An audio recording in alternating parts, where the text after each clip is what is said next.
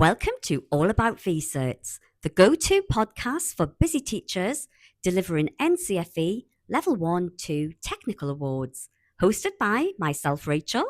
And Beth. We're both experienced provider development officers here at NCFE.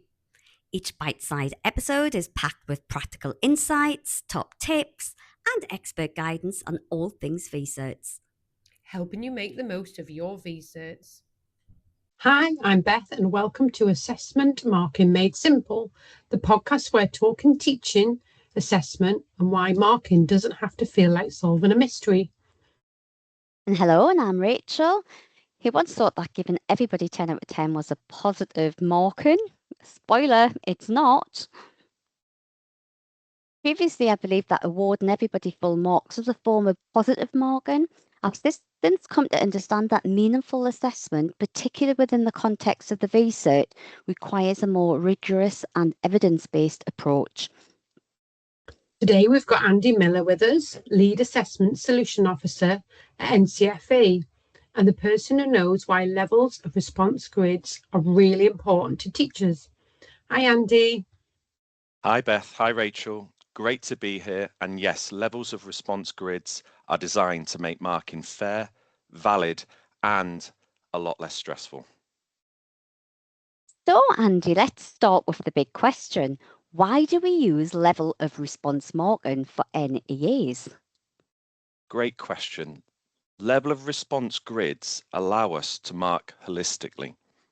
Instead of ticking off points, we look at the overall quality of the learner's response, and this supports validity and reliability and ensures positive marking. We credit learners on what they can do, not penalise what they've missed. So no more shopping list marking. Exactly. Indicative content is a guide, not a checklist. Learners might include different but equally valid points, and we reward that. Okay then, Andy, teachers listening want practical steps. So how do they apply the level of response to the grids?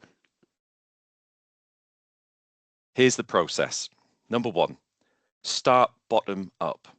Check if the responses meet the lowest level descriptors, then move up until you find the best fit. Secondly, determine the level first, then the mark. Don't jump straight to a number. Thirdly, use best fit. If a response has elements from different levels, choose the level that reflects the overall quality. Fourth, reward positively. Focus on what's there, not what's missing. And fifth, don't split marks by assessment objective. The grids are holistic. Assessment objective weightings are built into the design. So Andy, give us your top marking tips. No problem. Read the whole response first.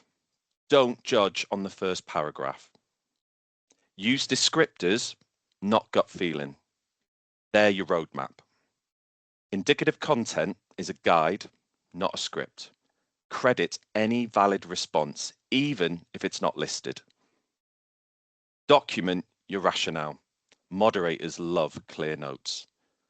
Practice with exemplars. It builds confidence and consistency.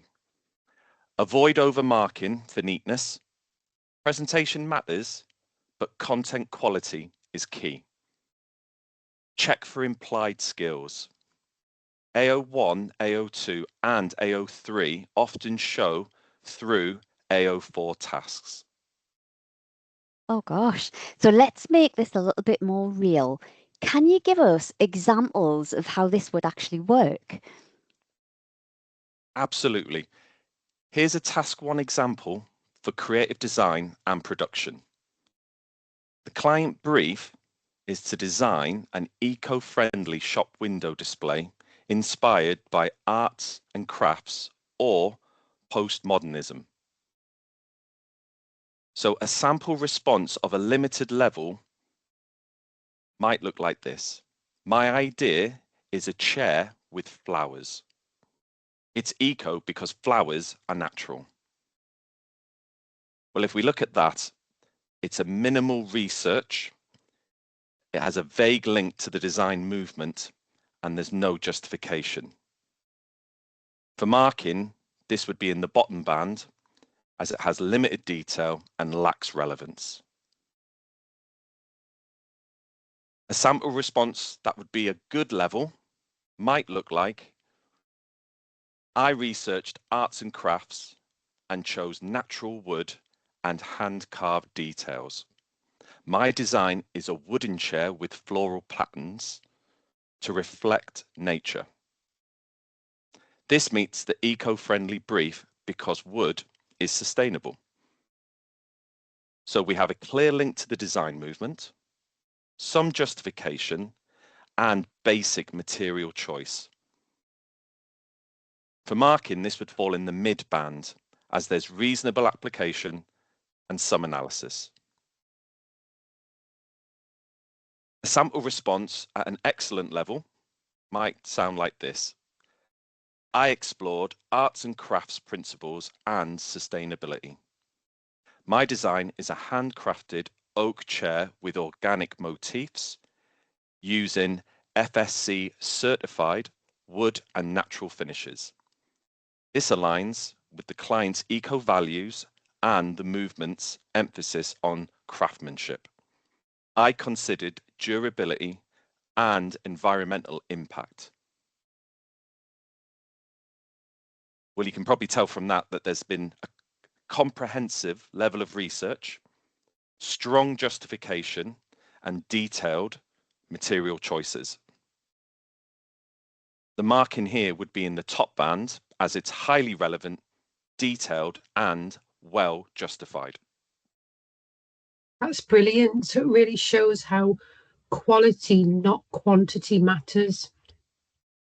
Exactly. And the same approach applies across all tasks and all of our Level 1-2 technical awards. So, Andy, do you have any final advice? Yeah, my final advice, I would say, is always determine the level before awarding a mark. Apply a bottom-up approach, reward positively, focus on what's there, and keep your marking consistent by using the band descriptors.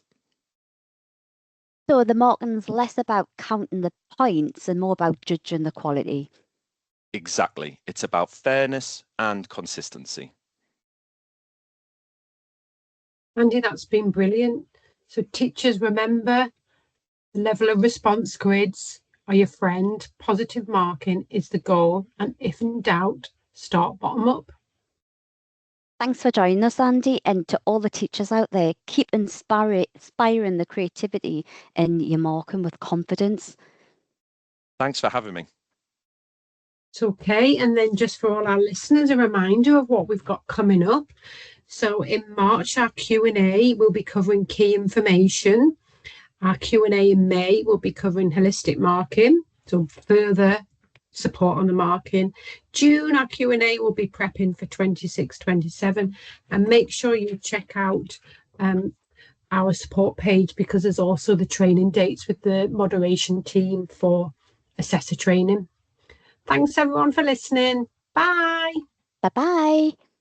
If you found this episode helpful, don't forget to follow, share, or leave a review. Until next time, be prepared And know we're here for you. and stay connected.